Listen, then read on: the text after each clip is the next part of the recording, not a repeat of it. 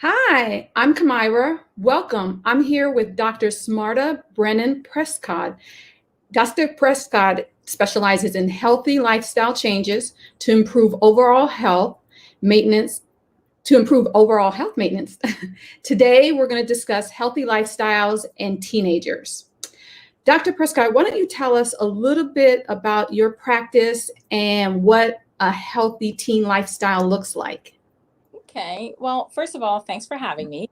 You're welcome. Um, Healthy choices is a near and dear topic to my heart. I do think it starts with the fundamentals. So I love every opportunity to reach out to any age group really about making healthy choices. Now, specifically, I like to focus on in teenage transitioning to adult care. Because until the teenage years, really you went to your pediatrician when your mom told you to. Mhm. So now we have to learn to switch our gears in our mentality about what healthy living is as a teenager and what it means to set yourself up in regards to long-term quality health. Mhm. Go ahead. So, couple of things I always admire is patients who come early.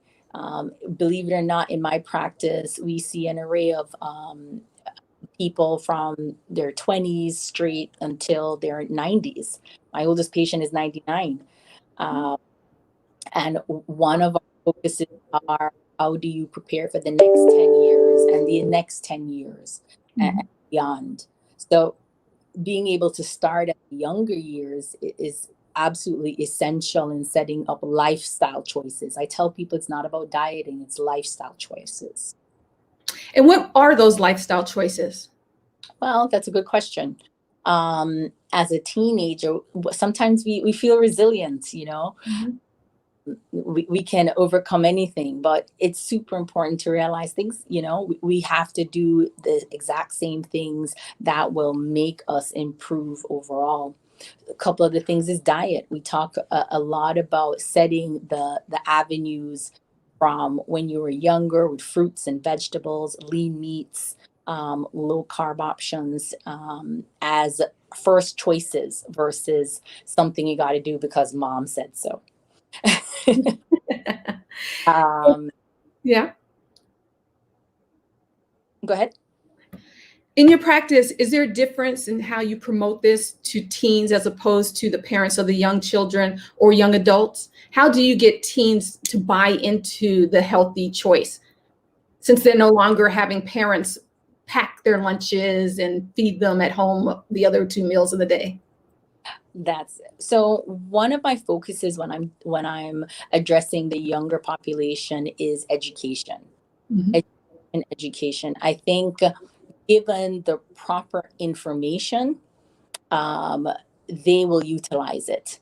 Mhm. Uh, it's one of those things where, yeah, I kind of know, but what's it going to benefit me kind of thing. So the Mhm. conversation is more of a dialogue when it comes to the younger people. I also try to give them resources. The new generation are tech. So they want to be able to look it up on their own. They want to be able to validate what you're saying. So I try to provide as many handouts or website options for them. I try to look up more online versions I find with the younger adults, like to talk about the food options, working from home options, doing Mhm. school from home options. So it really does fall back to the same thread of empowering them. And then also, I always try to end with how to set small goals. A lot of times when doctors talk to the younger people, we talk in a very big picture way, but maybe narrowing it down to small goals. Like, hey, if this is one of you, I ask them what are their goals in their life. And then I try to tie that back in to what steps they can take to improve that goal. Curious, what are some of the answers you get to from teens? What are their goals? Oh, so this is where it gets real funny. Mhm. I get an array of options. I get things like um, they want to increase the health of their skin, something as simple as that. Well, then I promote how to increase hydration, how Mhm. to sugar intake to help process and keep a healthy skin. Mhm. Um, some it'll get as weird as, hey, I want to sweat less. Well, we here in Florida, it's a bit tricky, Yeah. but how to protect yourself, wear cool things, how often to be taking breaks. Believe it or not, one of the big things during the pandemic was people really having to self-evaluate, how we do things, not stopping, but adjusting. Okay. Okay. So, what should parent messaging be around promoting a healthy lifestyle? I really like the idea of using tech to send this message to our teenagers, empower them with tech and their access to it. What should our messaging be around this, especially now, as you mentioned, with so many of our teens still doing school from home, having their online friendships and whatnot, and not being outside as much because the healthy lifestyle extends beyond healthy food choices, correct? Absolutely. Mhm. Um, I say take it in steps. The benefit of the tech world is that everybody's a little different what they respond to. I Mhm. also the fundamentals is knowing yourself.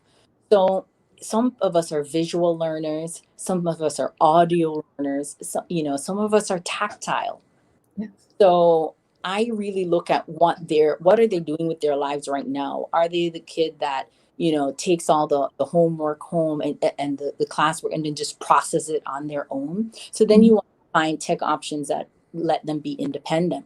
Like the other day, I had a patient that she's struggling with weight loss, but one of the challenges is keeping um, herself accountable.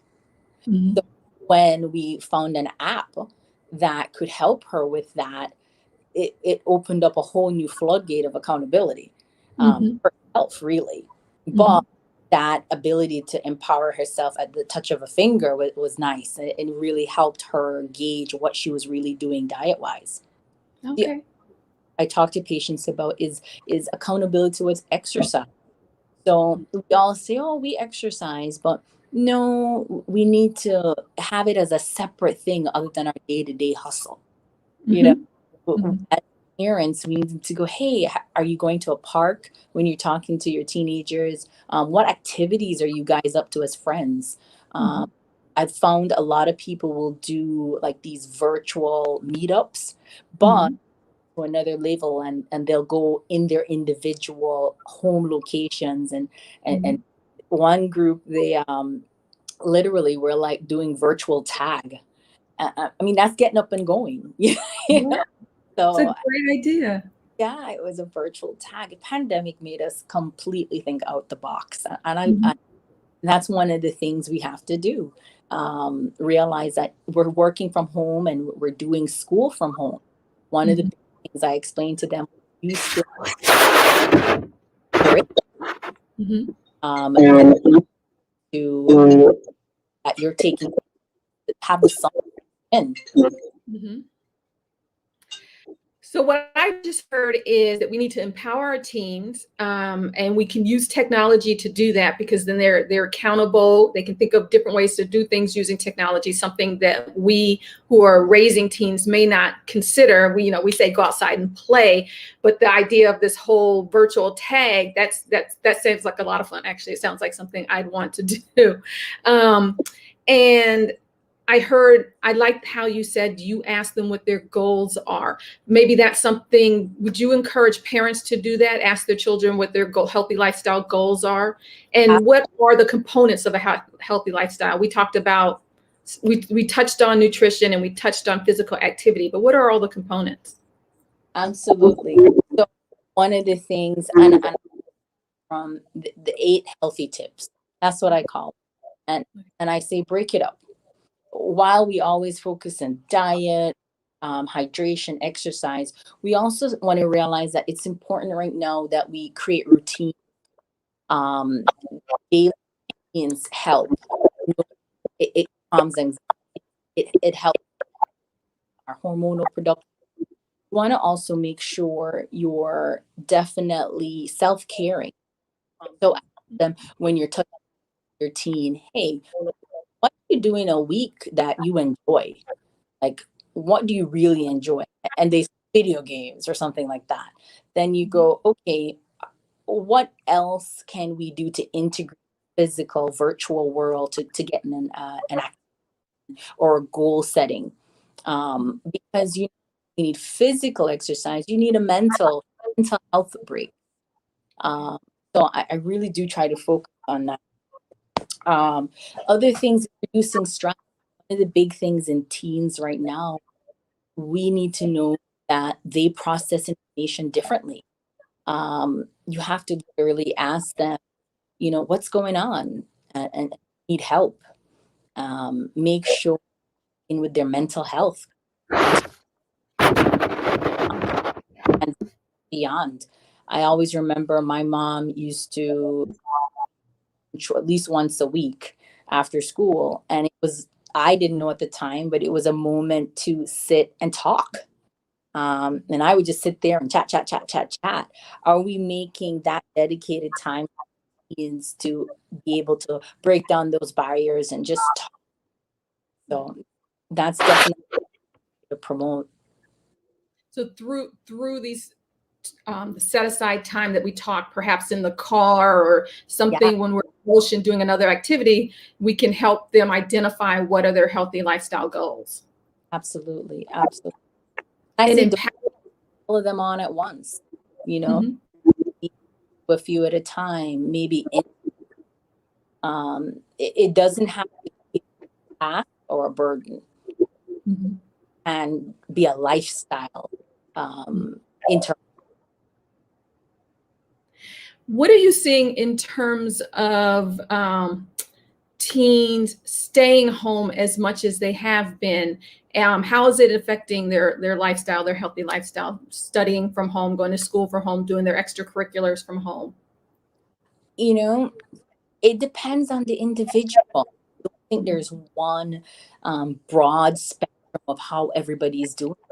I have young adults that I call them young adults by me.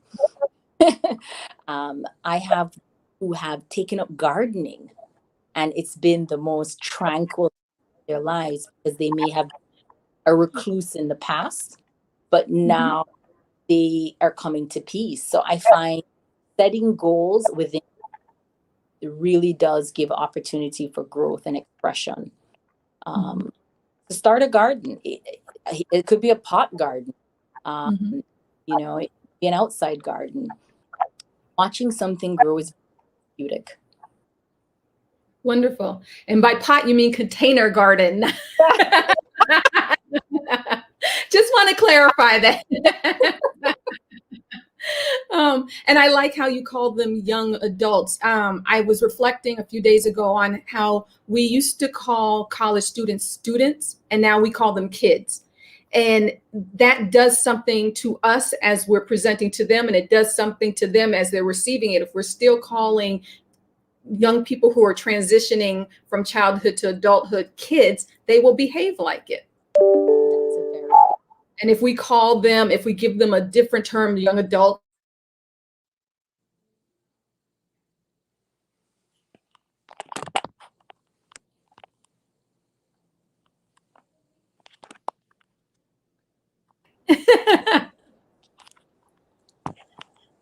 we have technical issues. Let's talk about sleep. I should pause here. If you have questions for the doctor, please go ahead and put them in the comment section, and we will pull them up as they arrive, and she'll answer them. I am a parent of a teen, and I know one of the things that we worry about a lot is sleep. They have a lot to do with their awake hours, school, extracurricular. They are socializing on their devices at a lot of hours, odd hours. How much sleep should they be getting? How much sleep do they realistically get? And when should we worry? When is it not enough? That's a very important. So a lot of studies out of the Midwest, sleep hygiene, I call it. And in regards to how much versus quality of. Um, the big key takeaway I want a lot of parents to understand is device and good sleep hygiene don't go together. So we want to make sure that we realize, even though our eyes are closed, we not deep sleep and we're not getting rested. So we want to make sure we realize that when there is visual or there is computers, TVs, or when there is your phone charging on the side of the bed, those things all affect. So if we want good sleep, one, standardize it. You realize the body's your temple, and it needs rest. And you make sure you're going into that period pretty scheduled, whether you're going to shut it down at a certain time. Make sure your goal is to get 8 hours, but focus a lot on the quality of it. If your eyes are and you're shutting it down, that means no TV. Body actually learns.